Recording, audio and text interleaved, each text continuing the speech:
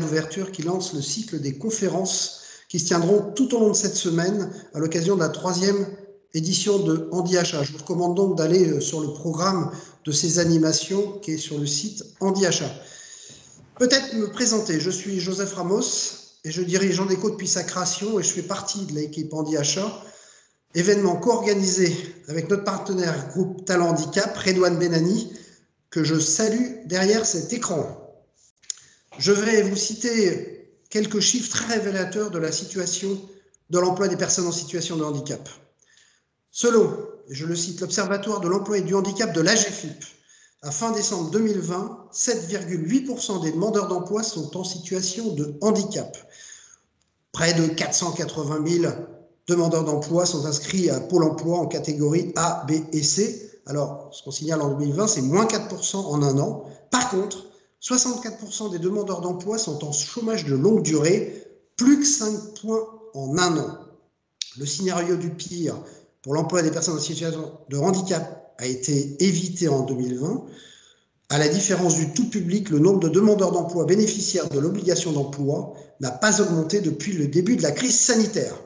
Mais des difficultés d'insertion et une inscription durable, ce qui est inquiétant, dans le chômage de longue durée perdurent. Acheter, c'est recruter. Un acte d'achat est un acte d'emploi, et je dis bien d'emploise au pluriel. Pourquoi soutenir HandiAchat? Pour nous accompagner aujourd'hui, Clara Michelini, que je salue. Bonjour Clara Michelini, conseillère économie sociale et solidaire auprès de Madame la secrétaire d'État Olivia Grégoire, secrétaire d'État à l'économie sociale et solidaire, qui nous fait l'honneur de son haut patronage. Didier Essartier, directeur général de l'AGEFIP, Pascal Bruel, président de la Fondation Anaïs, et enfin Pierre Pelouzet, médiateur des entreprises, qui est le parrain de cette 3e édition. Bonjour Pierre. Bonjour Joseph. Et pour ouvrir cette conférence, ma première question s'adresse à Clara Michelini.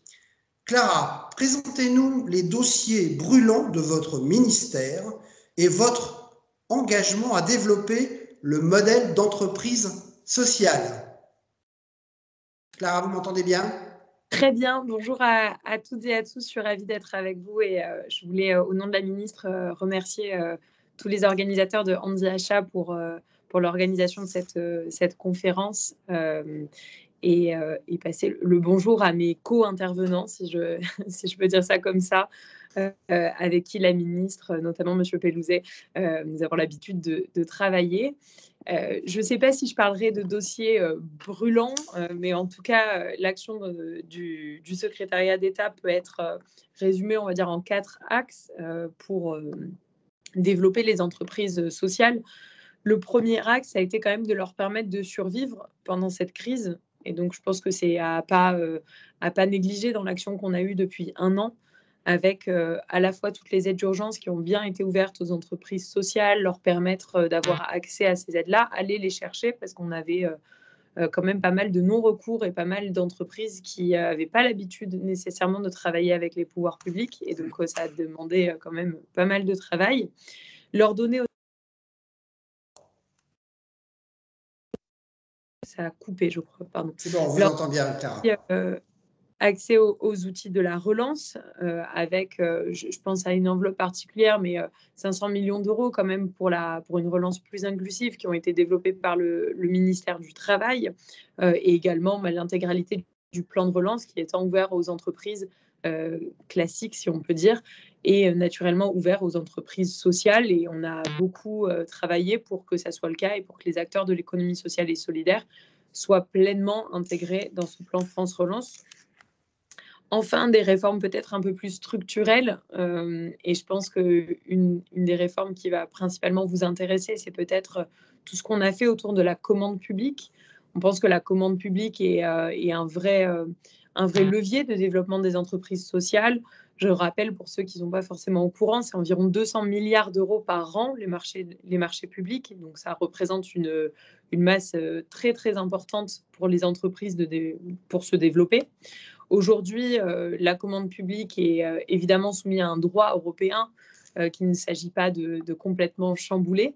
Mais nous avons quand même travaillé, notamment en lien avec Monsieur Pelouzet, sur la façon dont on pouvait faciliter l'accès à ces marchés publics. Et donc, on a voté une loi qui s'appelle la loi Climat et Résilience, qui est issue des travaux de la Convention citoyenne pour le climat, dans laquelle on a imposé un critère environnemental dans tous les marchés publics d'ici 5 ans. Concrètement, ce critère environnemental, vous allez me dire, il n'est peut-être pas forcément social tout de suite quand on y pense, parce qu'on a vraiment tendance à opposer environnement et social. Et nous, on pense que le critère environnemental, c'est aussi une mesure sociale. D'abord parce que ça va favoriser les entreprises locales et de proximité. Ensuite, parce que les acteurs de l'économie sociale et solidaire sont pour la plupart des acteurs qui environnementalement sont respectueux et intègrent immédiatement cette démarche-là. Je pense qu'il y a beaucoup d'acteurs du social qui font aussi de l'environnemental. Et en tout cas, pour ceux qui n'auraient pas forcément pris le pli, mais j'en doute, c'est vraiment le moment de le faire. Et donc, ça recoupe avec ce que je disais plus haut sur le plan France Relance, qui est vraiment un plan dans lequel on accompagne vers la transition environnementale nos entreprises.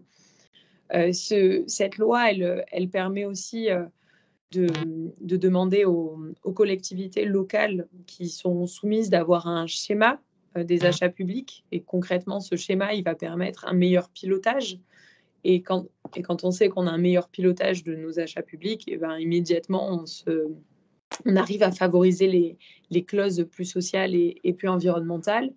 Enfin, peut-être au niveau national, au niveau de l'État, il y a un plan national pour les achats durables sur 2021-2025, un PNAPD. Finalement, c'est une forme de feuille de route sur la façon dont l'acheteur public, donc l'État, va pouvoir comment guider ses achats pendant ces 4 années.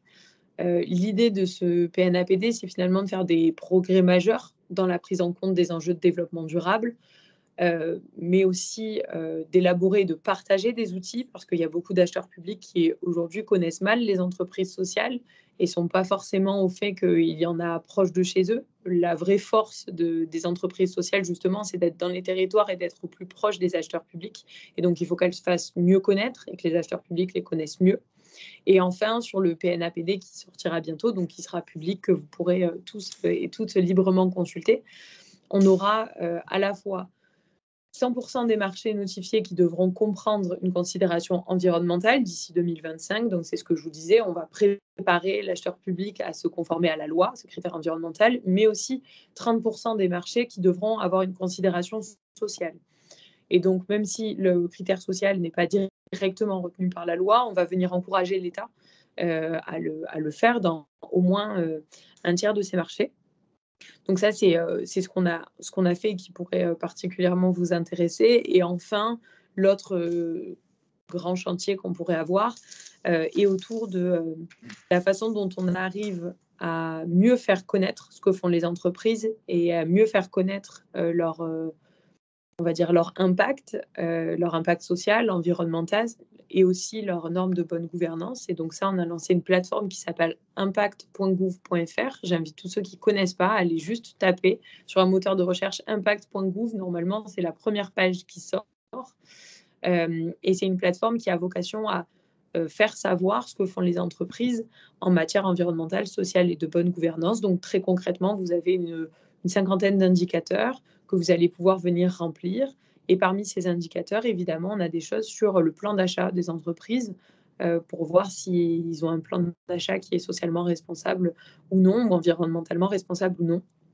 Et cette plateforme-là est aussi avant tout un centre d'entraînement pour se préparer à une norme européenne sur laquelle on travaille, qui est aujourd'hui au Parlement européen et qui a le nom de CSRD, qui est une directive européenne qui rendra a priori obligatoire à toutes les entreprises de plus de 250 salariés le fait de publier un bilan extra-financier. Donc, quel est l'impact en termes environnemental, social et de bonne gouvernance de l'activité de l'entreprise, au même titre qu'aujourd'hui, vous avez un bilan comptable. Demain, vous aurez un bilan extra-comptable. Et dans ce bilan extra-comptable, la notion d'achat responsable sera évidemment complètement prise en compte. Voilà, je ne serai pas plus longue. Merci Clara Michelini pour ces propos introductifs, très denses d'ailleurs. C'est vous comprenez maintenant pourquoi nous avons un cycle de conférences pendant toute la semaine, parce que vous nous parlez de l'État exemplaire, vous nous dites que 30% des marchés devront être confiés à tout ce qui est économie sociale et solidaire. Alors on parle aussi de SPASER, de PAND. Alors ça, c'est des acronymes auxquels il faudra se faire, puisque vous dites que ces fameux schémas seront publiés et seront suivis d'effets. Donc on sera très attentif pendant les quelques années, les prochaines années, à suivre tous ces résultats. Vous nous parlez de la loi climat et résilience, il y a la loi AGEC sur l'anti-gaspillage autour de l'économie circulaire. Tous ces sujets vont être traités tout au long de la semaine, parce que je crois que les outils existent pour l'État exemplaire. Mais je crois qu'il faut là communiquer très fortement, parce que vous parlez de SPASER, de PND, d'AGEC et de le climat et résilience. Je demande à tous nos internautes qui connaissaient tous ces cycles, je ne suis pas sûr que vous ayez des réponses très faciles. Dans tous les cas, merci pour ces propos introductifs qui sont très clairs. Et sur cette plateforme impact.gouv.fr, qui, si j'ai bien compris, est une plateforme d'entraînement. C'est juste des critères environnementaux, sociaux et économiques qui vont permettre à l'entreprise de voir où ils en sont par rapport à ces indicateurs. C'est bien ça, Madame Michelini?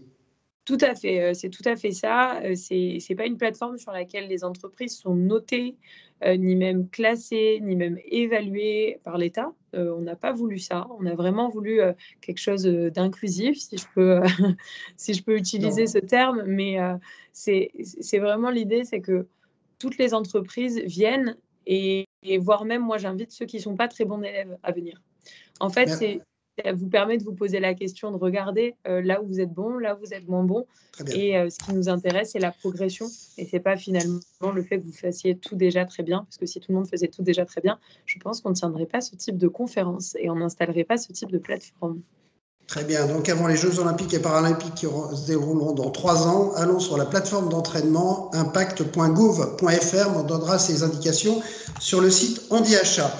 Peut-être une dernière question, Clara Michelini. Vous avez échangé récemment avec une délégation du comité d'experts. Je pense que c'était autour de ce sujet, mais sur quoi portaient vos échanges? Est-ce que vous avez pris des décisions que vous pourriez annoncer dès aujourd'hui?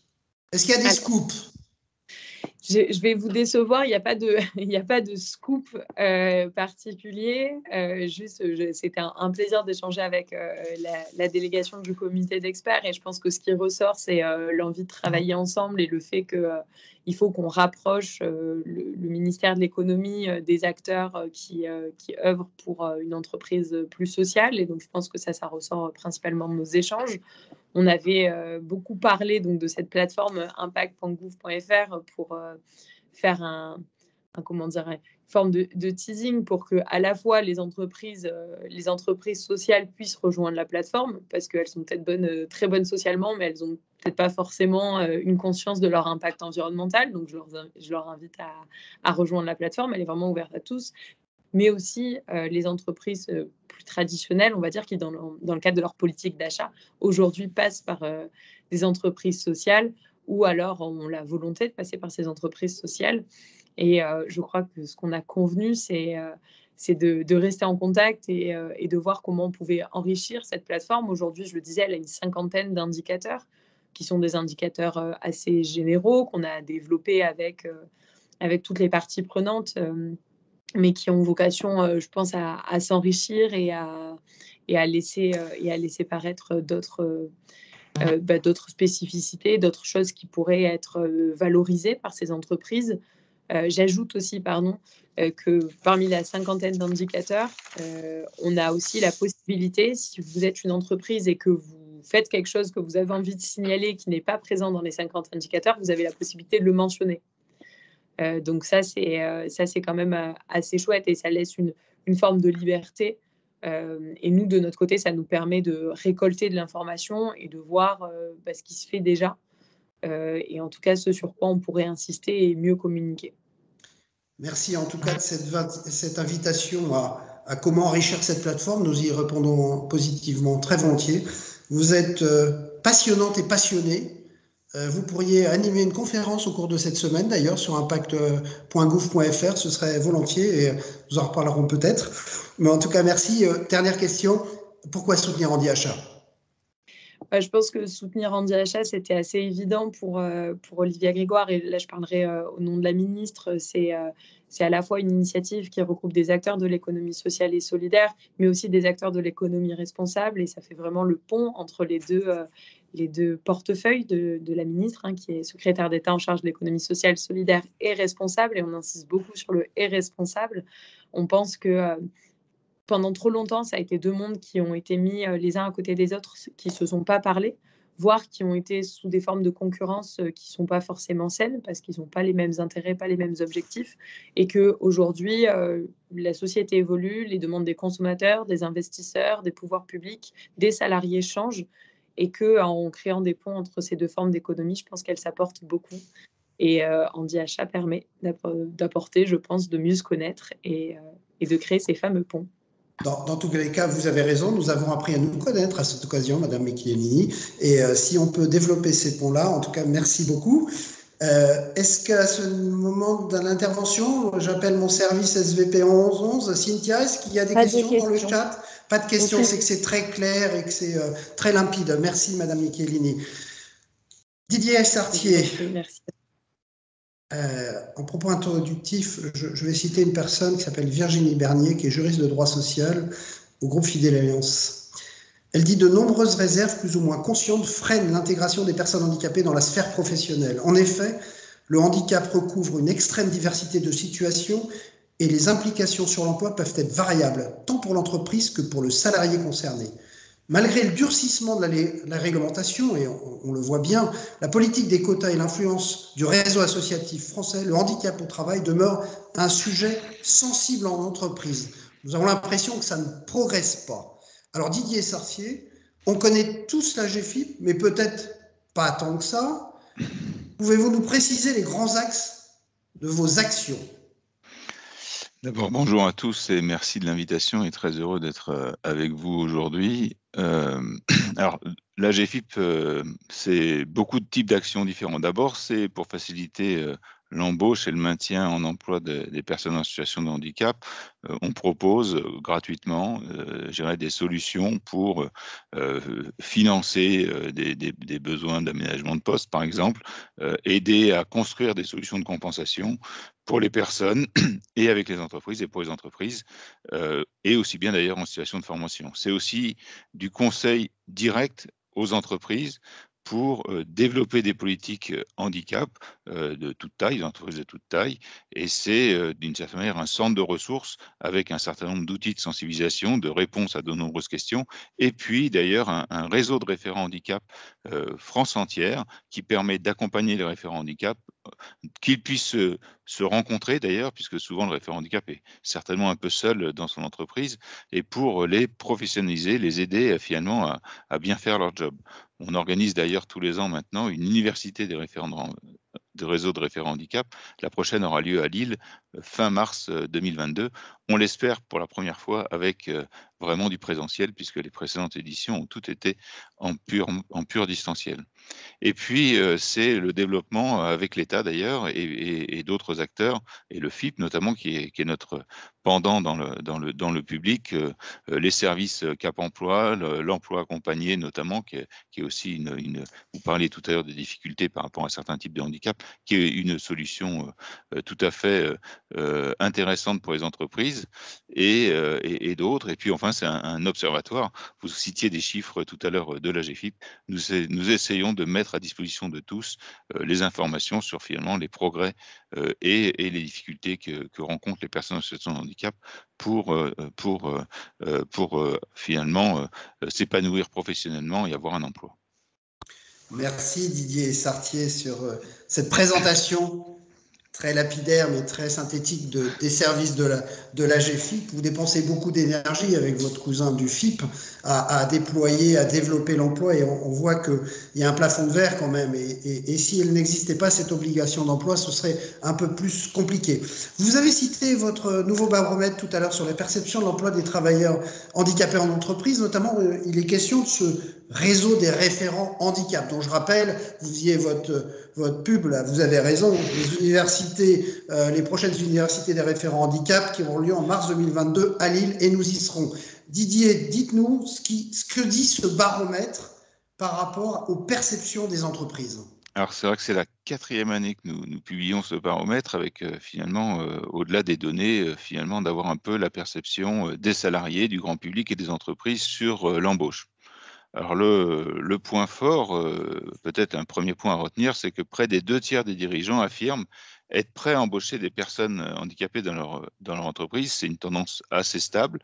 Et ce qui est intéressant, c'est que ce pourcentage monte même à 3 sur 4 des dirigeants quand les entreprises ont déjà eu recours aux aides et services de la GFIP.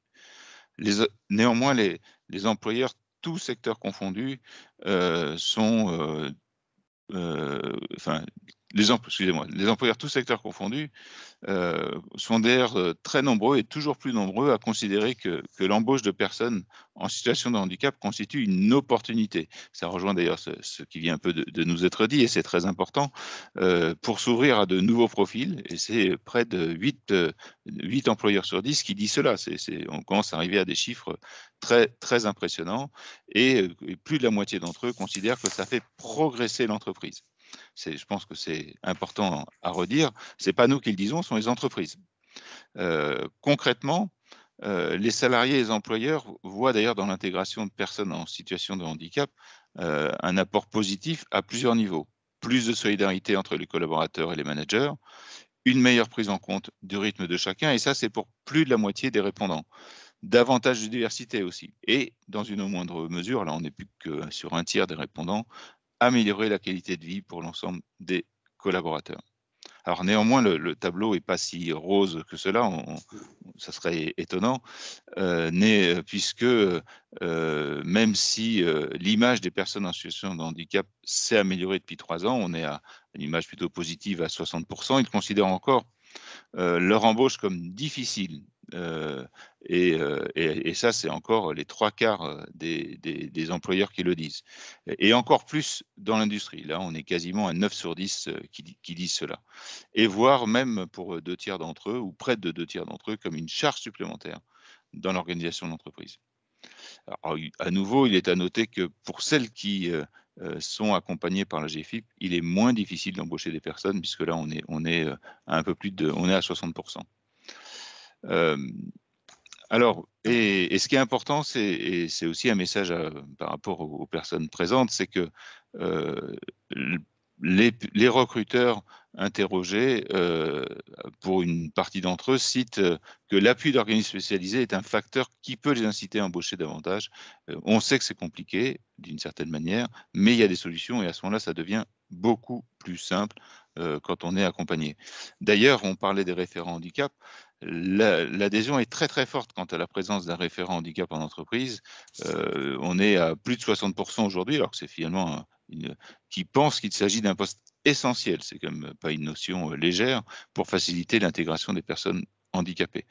Et donc pour celles qui n'auraient pas encore nommé leur référent handicap, pour notamment les plus de 250, je vous invite à vous rapprocher d'ailleurs, mais pourquoi pas de la GFIP, pour comprendre comment recruter sur ce genre de poste, et surtout le faire, ça sera un atout complémentaire pour l'entreprise.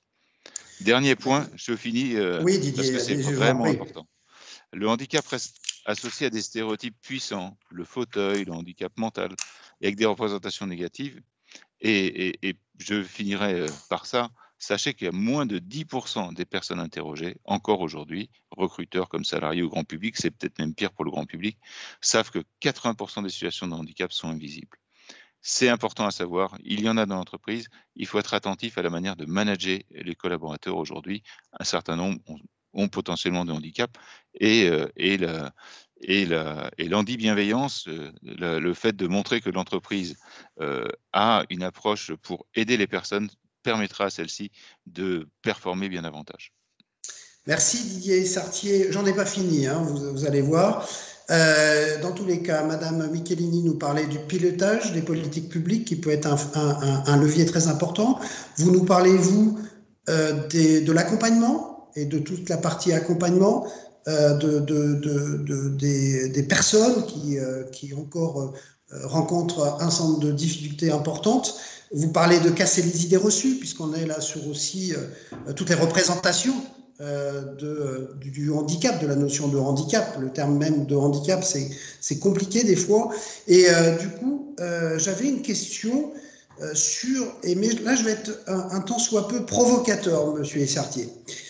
La loi de septembre 2018 pour la liberté de choisir son avenir professionnel réforme assez fortement l'obligation d'emploi. Elle s'applique depuis le 1er janvier 2020, ce qu'on appelle l'OETH, l'obligation d'emploi des travailleurs handicapés, qui place l'emploi direct, je dis bien l'emploi direct, au cœur des politiques publiques. Est-ce que cela veut dire que les achats à destination des EA, des ESAT et des travailleurs indépendants handicapés n'intéressent plus les pouvoirs publics? Non, on ne peut pas dire ça du tout. Alors, d'une part, vous pouvez entendre régulièrement et l'importance qu'il y a aujourd'hui et le soutien qui a été fait notamment aux entreprises adaptées dans la période, qui a d'ailleurs, c'est vrai, certainement été par manque de commandes, des entreprises, et on sait à quel point c'est un continuum l'emploi des travailleurs handicapés. Il faut leur permettre d'ailleurs de pouvoir, et c'est l'objectif d'ailleurs des réformes en cours sur les entreprises adaptées, les ESAT par exemple, pour que celles-ci puissent davantage accompagner vers l'emploi ordinaire. Et c'est pareil pour la réforme qui a été faite des entreprises adaptées, c'est aussi des modalités d'accompagnement vers l'emploi ordinaire. Et puis pour certaines personnes, c'est, je dirais, des moments, voire longs, indispensables pour pouvoir s'épanouir professionnellement et personnellement. Donc non, les pouvoirs publics s'intéressent beaucoup aux EA et aux ESAT parce que c'est un élément de parcours pour de très nombreuses personnes, un élément de choix aussi qu'il ne faut pas oublier, parce que c'est très important aussi. C'est vrai qu'il y a la réforme de 2018 a fait un changement technique et on a beaucoup entendu que finalement, à travers je dirais le recours à la présentation telle qu'elle est faite avec davantage de recours à l'emploi direct, on peut avoir cette impression-là. Alors 2 points très importants. C'est vrai que ce qui a été demandé, c'est que finalement, jusqu'à présent, dans la version précédente, une entreprise pouvait finalement répondre à la moitié pouvait ne rien faire et répondre à la moitié de son obligation d'emploi juste avec de l'achat responsable. Là, c'était considéré comme pas tout à fait suffisant. L'emploi direct, on vient de voir d'ailleurs à quel point ça peut apporter des choses à l'entreprise. Il convient c'est aussi dire aux entreprises, c'est bien, faut le dire dans l'autre sens, c'est bien le recours aux achats responsables, mais c'est pas suffisant. Et c'est ça finalement, une entreprise responsable, c'est une entreprise qui fait de l'achat responsable, et c'est très très bien. D'ailleurs, il y a des très belles compétences, des très beaux partenariats. Et notamment aujourd'hui, à travers aussi les CDD tremplins, c'est une modalité très intéressante pour finalement former en entreprise adaptée et après, pourquoi pas, recruter dans vos entreprises. Donc ça, c'est un élément très important à connaître. Mais ce qui est dit, justement, ce n'est pas suffisant. Notre responsabilité sociétale, la responsabilité sociétale des entreprises doit aller plus loin, d'autant plus que c'est un bénéfice pour les entreprises. Donc il y a eu un changement technique, il est fait, mais il est tout à fait possible encore aujourd'hui de déduire de sa contribution, pour une partie d'entre elles, les achats responsables qui sont faits aujourd'hui vers les EA, vers les ESAT, vers les travailleurs indépendants et même les travailleurs salariés en portage salarial. Merci Didier Essartier, c'est important de le réaffirmer. Vous avez parlé de continuum dans l'emploi et c'est vrai que quelle que soit la situation dans l'activité, c'est important vous parliez d'accompagnement, même s'il y a une pression un peu plus forte sur l'emploi direct. Rappelons que le taux d'emploi direct n'est pas l'obligation d'emploi des travailleurs handicapés des 6%, même si le taux d'emploi direct est à 6%. Et c'est peut-être de là que vient cette confusion. En tout cas, je suis très, très heureux que la GFIP réaffirme ce continuum et donne toute sa place aux ESAT, aux entreprises adaptées et aux travailleurs indépendants handicapés. Merci Didier Essartier. Est-ce que mon service SVP, Cynthia, est-ce que le service SVP 1111, il y a des remarques, des réactions, toujours des questions? Pas de remarques. Très bien. Nous allons continuer. Pascal Bruel, président de la Fondation Anaïs. Vous êtes président d'une fondation qui gère notamment 31 établissements ESAT et EA. Je voudrais avoir votre première réaction au regard de tout ce que vous venez d'entendre. Je disais tout à l'heure, acheter, c'est recruter, un achat, ce sont des emplois. Par rapport à ce que viennent de dire Didier Sartier et Clara Michelini, quelle est votre première réaction, Pascal Bruel? Alors, tout d'abord, bonjour à toutes et à tous, et je vous remercie d'avoir invité un dirigeant d'organisme gestionnaire à cette plénière d'ouverture, Joseph. Ma première réaction est d'abord en qualité de bénéficiaire. Évoquer et reconnaître le soutien de l'État.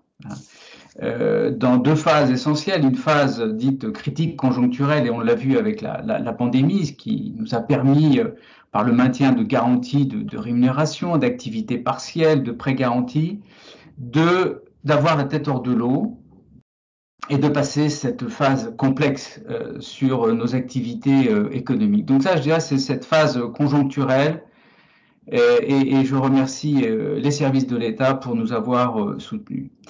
Le deuxième point fondamental qui a été évoqué aussi par Madame Michelini est le soutien à la transformation structurelle de nos entreprises par l'accompagnement notamment dans des investissements qui sont et seront nécessaires à la modernisation de nos équipements de production en lien bien évidemment avec l'économie sociale et responsable.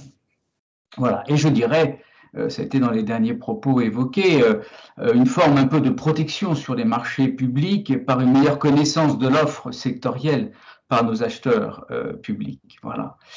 Pour ce qui concerne aussi les propos tenus par M. Sartier, je dirais que on s'appuie, et par chance, sur un réseau partenarial donc, tel que l'AGFIP, comme évoqué, l'OETH aussi, Andeco, je cite Andeco, bien évidemment, et par tous les réseaux locaux d'entreprises. Donc voilà un peu ma première réaction qui touche à la structuration sectorielle et à l'ordre de marche que nous avons aujourd'hui pour soutenir l'activité de nos entreprises.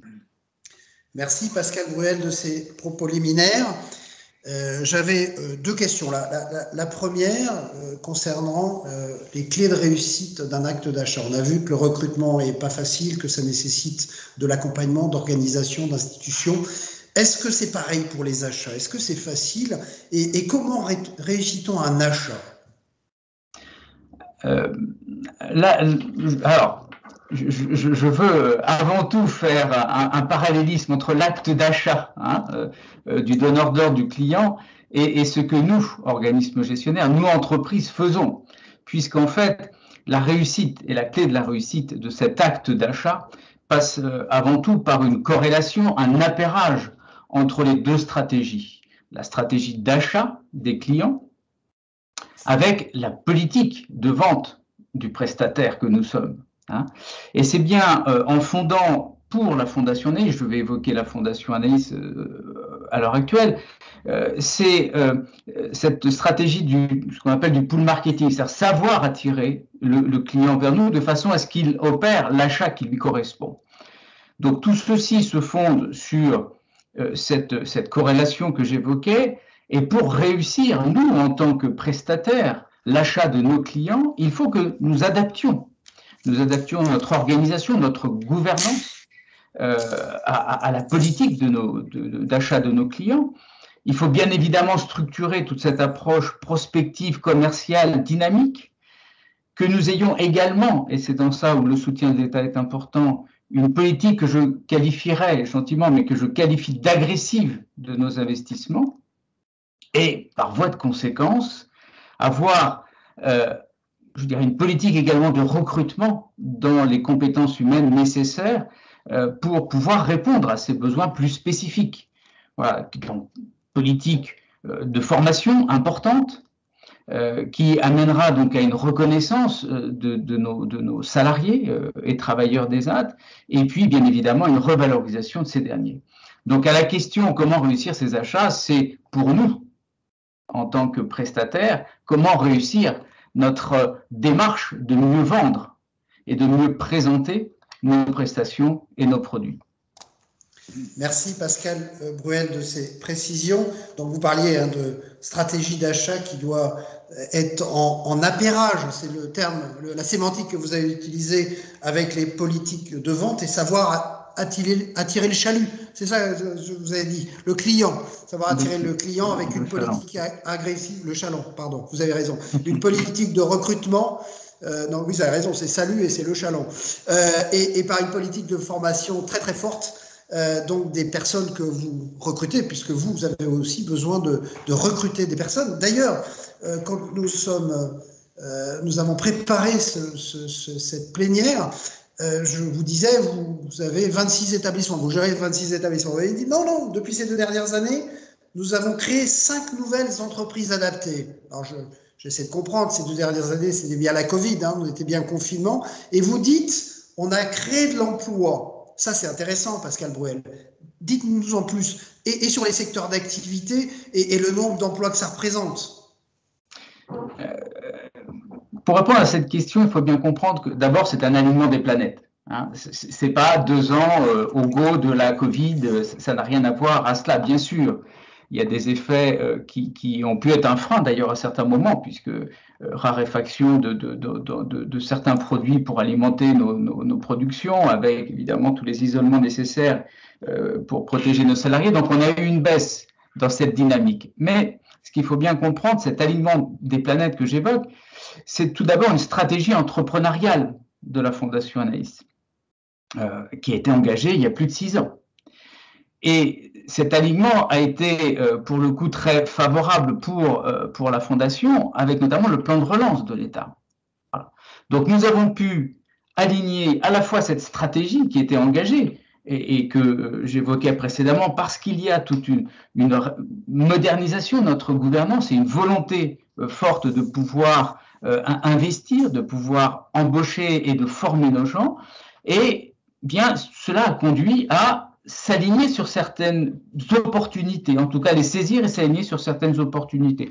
Donc en termes d'activité, on a évidemment le textile qui a été porté au travers de consortiums notamment, l'automobile, marché dans lequel nous étions très présents, mais là nous avons fait une révolution importante sur notre secteur dit entre guillemets protégé qui nous a amené en tout cas à faire des investissements plus conséquents sur de l'automatisation de montage de composants électroniques, mais également sur de la restauration, alors collective, mais à visée thérapeutique, c'est-à-dire de la recherche de valeur ajoutée. Donc, sur ces segments-là, notre volonté a été d'accroître la chaîne de la valeur produite au sein de la Fondation. Voilà, c'est ça en fait la démarche qui est entreprise, et puis ces marchés pour lesquels, je dirais, nous avons pu, ensemble, à plusieurs, bien évidemment, répondre pour favoriser, je dirais, la production sur le plan national de certains produits indispensables. Voilà. Donc, effectivement, 5 entreprises créées en 2 ans. C'est en 2 ans une trentaine d'emplois créés quand même, malgré cette période. Et puis, sur les 5 ans de notre plan là, qui est engagé, c'est 70 emplois qui seront créés, soit au total quand même une augmentation en gros des effectifs de 45% de la Fondation, enfin du secteur de l'insertion professionnelle de la Fondation, qui en fait regroupe une centaine de structures au total. Et puis, sur ces 5 ans, c'est 40% de croissance de notre activité économique. Donc, ce n'est pas rien. Donc, nous pouvons, si tant est que les structurations qui vont permettre ce développement soient bien présentes, si tant est que la gouvernance que j'évoque, si l'organisation, l'organigramme est adossé à ce type de développement, oui, nous pouvons. Et c'est un secteur qui peut continuer, bien évidemment, de se développer. Merci Pascal Bruel et merci à l'alignement des planètes qui autorise et permet de créer des emplois aujourd'hui. Est-ce que, pareil, Cynthia, service SVP 1111, est-ce que nous avons toujours pas de questions, mais c'est que nos intervenants sont très clairs et très passionnants et je m'en réjouis. Pierre Pelouzet, bonjour, vous êtes Pierre. Bonjour Pierre. Bonjour Joseph, je vais essayer d'être aussi clair que les autres alors. Oui. La barre des autres. Pierre, vous êtes médiateur des entreprises et parrain de cette nouvelle édition, cette 3e édition Handiachat. Nous venons de traverser 2 années compliquées. Vous étiez au cœur du quoi qu'il en coûte face à l'épidémie de la Covid-19. Le gouvernement Pascal Bruel en parlait, le gouvernement a mis en place des mesures d'urgence. Donc, parallèlement au plan de relance de l'économie, un plan de sortie de crise est mis en place pour accompagner les entreprises en situation de fragilité. Le médiateur des entreprises fait partie de ce dispositif en aidant les chefs d'entreprise à trouver des solutions à tout type de différends qu'ils peuvent rencontrer avec une autre entreprise ou une administration. Alors, Pierre Pelouzet, dites-nous quel est le travail de la médiation des entreprises pour soutenir les achats responsables? Quels dispositifs sont d'ores et déjà en œuvre? Oui, merci Joseph. Déjà, bonjour à toutes et à tous. Très heureux de partager cette table ronde avec Pascal, avec Didier et bien sûr avec Clara et au travers elle avec Olivia Grégoire. Olivier et ses équipes, on travaille de manière très rapprochée avec tout le monde et c'est formidable le soutien qui est amené à notre action par Olivia et par l'ensemble du gouvernement. J'y reviendrai, mais en tout cas très heureux d'être ici, de parrainer cette édition d'Ordi Achat. C'est pas un hasard, comme tu le dis Joseph, si je suis là avec mes différentes casquettes, notamment parce qu'on aide les entreprises et on soutient et on pousse l'achat responsable. Deux mots, même si tu l'as évoqué, sur notre action d'abord pour rapprocher les entreprises avec la médiation. Parce que malheureusement, je constate que beaucoup des entreprises du secteur de l'ESS ne nous connaissent pas suffisamment sur ce côté-là. Et je crois que c'est important de dire, nous sommes là pour créer du dialogue, rapprocher les entreprises, faire en sorte qu'elles se parlent, qu'elles s'écoutent, qu'elles trouvent des solutions sur tout un tas de sujets qui parlent aussi bien aux entreprises, j'allais dire traditionnelles, qu'aux entreprises de l'ESS. Les retards de paiement des clients, ça a été un des gros sujets de la crise et malheureusement, ça reste un sujet récurrent dans notre économie. Les ruptures de contrats, on en a connu beaucoup pendant la crise. Je crains bien que la nouvelle vague de Covid ne nous en amène encore quelques-unes. Donc, c'est important de savoir qu'on peut saisir le médiateur là-dessus. Je pense aussi à tous les sujets entre entreprises et les bailleurs, toutes les entreprises qui ont été fermées ou qui ont eu des difficultés liées à la crise sanitaire et qui ont eu du mal à payer leur loyer. N'hésitez pas là aussi, on peut vous aider à dialoguer avec vos bailleurs. Je pense enfin à la crise, à la flambée des matières premières, aux difficultés de composants électroniques qu'on connaît aujourd'hui. Tout ça suscite des difficultés avec les fournisseurs et les clients. Et sur tout ça aussi, voilà quelques exemples, nous pouvons vous aider. Donc, n'hésitez pas à saisir la médiation des entreprises, c'est-à-dire 80 médiateurs gratuitement à votre service pour créer en toute confidentialité un lien, un dialogue entre vous, votre client, vous, votre fournisseur, vous, votre bailleur. Ça, c'est la première action du médiateur. Mais je tenais à la rappeler parce que, comme je le disais, nous ne sommes pas suffisamment saisis par les entreprises du secteur du handicap et de l'insertion d'ailleurs. Et je trouve ça dommage puisqu'on peut vous aider considérablement là-dessus. En revenant à la question, Joseph, des achats responsables, bien sûr, on ne fait pas que venir en pompier pour réparer les difficultés relationnelles. On est là aussi pour créer des nouvelles manières d'agir, pour faire changer les comportements. Ce qui nous a amené à énormément nous investir sur les achats responsables, en créant d'abord une charte, relation fournisseur-achat responsable, puis un label. Et puis, avec le soutien d'Olivia Grégoire notamment, à qui j'ai remis un rapport sur ce sujet il y a quelques mois, nous lançons un parcours des achats responsables, un parcours national des achats responsables. La France est plutôt leader sur le sujet des achats responsables. On a l'Observatoire des achats responsables que j'ai la chance de présider, mais on a tout un tas d'actions, cette charte, ce label. Nous avons été à l'origine et avons porté la norme mondiale sur les achats responsables, la norme ISO 20400. Donc nous sommes leaders, mais ça ne veut pas dire qu'on est parfait, loin de là. Donc je pousse toutes les entreprises, à commencer par les entreprises du secteur et bien sûr leurs clients, à rentrer dans ce parcours des achats responsables qui consiste d'abord à signer une charte et puis à s'auto-évaluer. On a un outil d'auto-évaluation qui est disponible pour tout le monde et qui sera bien sûr sur la plateforme Impact dans quelques semaines. Et puis progressivement à aller vers ce label qui va avoir 3 niveaux, bronze, argent, or, pour permettre à tout le monde d'y accéder au niveau auquel il est aujourd'hui et puis de progresser. Ce sont des outils de progrès. Donc un parcours des achats responsables sur lequel j'engage tout le monde à s'engager, que ce soit les entreprises des secteurs, parce que comme ça elles rentrent dans cette communauté d'acheteurs responsables, et que ce soit bien sûr les clients, notamment les grands clients, puisque dans les actions de l'achat responsable, il y a évidemment tout ce qu'on a cité ce matin, c'est-à-dire regarder, insister, faire attention aux achats qu'on peut faire auprès des secteurs du handicap, des secteurs de l'insertion, des secteurs de l'ESS en général. Donc voilà une implication forte, Joseph, en tant que médiateur des entreprises sur les achats responsables. Très bien, merci Pierre, c'est très clair. En tout cas, c'est un scoop là, sur le label des parcours national des achats responsables avec le secrétariat d'État d'Olivia Grégoire. Bravo. Dans tous les cas, alors je ne vais même pas dire que je découvre l'action de la médiation, mais certains la découvrent et votre impact, pour le coup, est important sur le plan des achats. Je crois que vous travaillez avec le CNA, le Conseil national des achats, à ce sujet. Absolument. Les outils que j'ai décrits, merci Joseph de le préciser, sont développés avec le Conseil national des achats, ce qui prouve que les acheteurs et les entreprises fournisseurs peuvent travailler ensemble à développer des outils. Et c'est encore une fois tout le but de la médiation, de faire dialoguer ces deux communautés. Mais on comprend bien que, et d'ailleurs chacun des intervenants, on sent bien que faire connaître, faire savoir, faire se rencontrer, et il y a quelque chose autour de la communication très forte, de l'information, parce que on sent bien que les outils existent, que les actions existent, que les soutiens existent, que les accompagnements existent, mais c'est pas connu et il faut le faire connaître, il faut batailler sans cesse pour les faire connaître. Pierre Pelouzet, vous êtes également président de l'Obsar, l'Observatoire des achats responsables. Donc depuis l'Obsar existe depuis quelques années Une douzaine d'années maintenant, oui. Une douzaine d'années. Est-ce que vous sentez que ces achats progressent, les achats responsables progressent? Est-ce que vous avez des outils, des indicateurs? Vous parliez de chartes, vous parliez de labels, donc on a bien des chiffres sur le niveau des achats des entreprises, parce que pour être labellisé, j'imagine qu'il y a des indicateurs qui permettent de connaître ce niveau des achats, ce montant des achats. Est-ce que vous pensez que ça évolue beaucoup, ou est-ce que c'est encore difficile?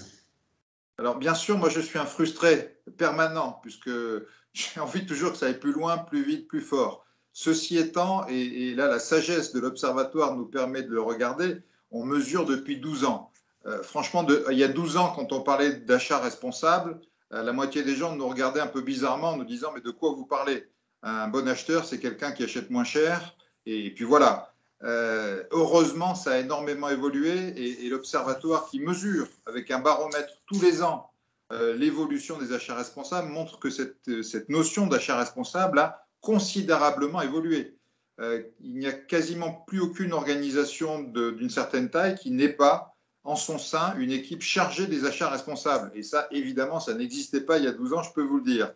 Donc, l'idée d'achat responsable a évolué, il y a des structures en place, il y a des outils qui se mettent en place, les résultats commencent à suivre, mais il y a encore un grand chemin devant nous. Alors, on a, ceci étant, vaincu un certain nombre de barrières, c'est-à-dire la contradiction éternelle entre si j'achète responsable, j'achète plus cher, commence à disparaître. Les gens se rendent compte qu'en achetant responsable, ils font un travail qui leur permet non seulement de ne pas acheter plus cher, mais parfois d'acheter moins cher. Parce que quand on commence à raisonner en coût complet, en coût global, regardez l'impact qu'on a, on se rend compte qu'on peut acheter bien moins cher au global si on achète responsable que si on achète, j'allais dire, irresponsable, mais c'est peut-être le bon mot. Donc, progrès considérable, chemin encore devant nous, mais oui, on voit que les grandes organisations, et petit à petit les moyennes, et petit à petit les petites, c'est pour ça que j'engage tout le monde à rentrer dans ce parcours des achats responsables, rentrent dans la responsabilité au travers des achats, qui est un levier considérable. C'est pour ça qu'on insiste beaucoup sur ce levier. La RSE, évidemment, c'est un enjeu pour toutes les entreprises, mais la RSE, au travers des achats, peut avoir un impact énorme, ne serait-ce que parce que c'est un impact financier énorme. Clara a cité les 200 milliards d'euros des achats publics, et je dois d'ailleurs dire qu'on retrouve dans le baromètre que les achats publics sont plutôt en avance sur le front des achats socialement responsables, c'est un de leurs enjeux majeurs. Mais si on ajoute les achats privés qui, alors là, concernent des masses considérables, on voit que chaque euro dépensé peut avoir un impact énorme en termes d'écologie, en termes de social, en termes d'économie. Donc voilà, faisons attention, rentrons dans ce parcours d'achat responsable et nous, on continuera avec l'Obsar à mesurer tous les ans cette évolution et à promouvoir les bonnes pratiques au travers de tout un tas de groupes de travail que je vous engage aussi, bien sûr, à rejoindre. Merci Pierre Pelouzet de ces propos qui sont très, très dynamiques, très rassurants d'ailleurs. Les achats, l'évolution est rassurante aussi, même si, vous le dites, il faut rester mobilisé. Et je crois que c'est le maître mot, restons mobilisés, il faut pas lâcher. Quel que soit l'emploi des achats, il ne faut rien lâcher. Nous arrivons presque au terme de notre conférence. Je dis, mais je vous laisserai à chacun un mot de conclusion. Si vous aviez un vœu à formuler, et très rapide parce qu'il nous reste 30 secondes par intervenant, en vous remerciant vivement de vos interventions. On rappellera, Pierre Pelouzet, vous intervenez à nouveau, je crois, c'est mercredi, sur toutes les mesures qui ont été prises et que vous comptez prendre, et ça, c'est vous retrouver et donc aller plus loin dans vos propos de la plénière d'ouverture. Clara Michelini, si vous aviez un vœu à formuler à l'aube de cette nouvelle année 2022. Si j'avais un vœu à formuler, peut-être que d'abord ce type de conférence se reproduise en 2022 et qu'on arrive avec un panorama qui soit peut-être encore plus enthousiasmant sur le plan de la commande publique. Je pense que ça, c'est un premier vœu, qu'on arrive à bien faire vivre le PNAD, peut-être qu'il y a un peu moins de sigles, en tout cas qu'il soit mieux connu. Mais j'avais qu'un vœu. Mais non, je pense que si j'avais qu'un vœu, excusez-moi, il fallait le temps que je réfléchisse. Non, mais si j'avais qu'un vœu, je pense que ce serait qu'on arrive à mieux faire connaître ce que font les entreprises sociales. Et par mieux faire connaître, c'est à la fois mieux faire connaître auprès des salariés, leur dire qu'il y a des possibilités de travailler dans des entreprises qui ont à cœur d'être utiles socialement et qui ont des pratiques sociales responsables au sein de leurs entreprises vis-à-vis des salariés.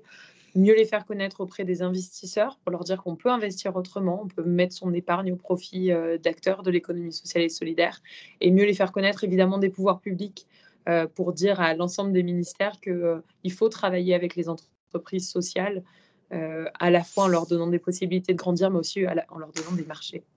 Merci, voilà. Clara Michelini. Merci, je regarde l'heure parce que les autres conférenciers vont nous attendre à 11h30. Didier Sartier, même question, un vœu, le vœu de Didier Sartier et de la GFIP. Que les responsables d'entreprise s'emparent davantage de ce sujet parce qu'ils donnent du sens aux salariés dans leur manière de travailler et que ça doit venir des responsables d'entreprise eux-mêmes pour pousser le sujet. Merci Didier et Sartier. Pascal Bruel, même question. Est-ce que vous avez un vœu à l'aube de cette nouvelle année? Oui, Joseph, bien sûr. Donc nous risquons, nous, entreprises, de vivre des moments complexes. Le vœu, le vœu à formuler est que je souhaiterais que la confiance qui a été accordée par l'État aux entreprises puisse, en cas de difficulté, être de nouveau renouvelée, étant entendu que réciproquement, nous ferons preuve de grande responsabilité par rapport à des mesures qui pourraient être d'accompagnement en cas de difficultés nouvelles. Voilà. Mais je souhaite bien évidemment que nous passions cette crise au mieux. Voilà. Clara Michelini vous a entendu, Pascal Bruel. Pierre, Clara Michelini a ouvert cette conférence plénière. Vous allez la clore, la clôturer. Votre vœu, Pierre Pelouzet? Alors, avant de faire un vœu, moi, je veux dire bravo, Joseph. Bravo à toute l'équipe d'Andy-Achat, à tous les partenaires, à tous ceux qui travaillent pour que cette nouvelle édition soit sur les rails et je crois déjà un succès, mais je suis certain que ça va être un immense succès parce qu'elle répond à un besoin énorme, un besoin de se parler, un besoin de communiquer, un besoin de trouver les meilleures pratiques, un besoin de trouver des fournisseurs dans des secteurs où ce n'est pas toujours facile et c'est là où ce salon prend tout son sens. Un besoin d'écouter tous les conférenciers qui, je suis sûr, seront tous passionnants. Donc, un grand bravo pour ça. Et je pense que si ce Andy-Achat peut être un exemple, et là, j'en arrive au vœu 2022 de ce qu'on veut réaliser toute l'année prochaine, c'est-à-dire une année de dialogue, d'écoute, où avec tous les outils qu'on peut avoir, on en a développé beaucoup maintenant, que ce soit la présence qui reste quand même un outil formidable, l'écoute présentielle, mais aussi tous les outils magnifiques que finalement on a appris petit à petit à apprivoiser. On passe une année à vraiment s'écouter, malgré et au-delà, j'allais dire, grâce aussi à toutes les différences qu'on peut exprimer. C'est là où la richesse se fait, c'est là où le développement se fait, c'est là où, et moi je suis au ministère de l'économie, donc je peux vous le dire, la compétitivité, la force économique de notre pays se fait. C'est dans cette différence, c'est dans cette concertation, c'est dans cette confiance, pour reprendre le mot de Pascal, et c'est dans le dialogue que nous sommes là pour assister, mais qui est indispensable à ce développement. Donc voilà, une année de confiance et de dialogue. Si on peut faire ça en 2022, on aura une très belle année. Merci Pierre Pelouzet. Je tiens à remercier nos 4 intervenants. Je crois que nous avons réussi aujourd'hui, à l'occasion de cette plénière, cette plénière d'aligner 4 planètes. Je vous remercie beaucoup. Vous êtes ces 4 planètes qui portaient les vœux de l'année qui va arriver, en vous remerciant, en vous souhaitant un bon salon et merci de votre participation. Vos débats et vos échanges étaient passionnants. Merci à tous nos internautes, tous nos visiteurs qui ont pu suivre ces débats. Ils sont enregistrés, ils pourront être écoutés, être revisionnés à volonté. C'est sans modération, je vous en conjure, c'est sans modération. Donc n'hésitez pas à revenir sur l'enregistrement et je vous souhaite à toutes et à tous une très très bonne semaine en DIHA. Merci à vous, merci aux intervenants et à très bientôt. Merci. Très bonne semaine à tous. Merci. Au revoir. Au revoir. Merci à vous. Merci à vous tous. Au revoir.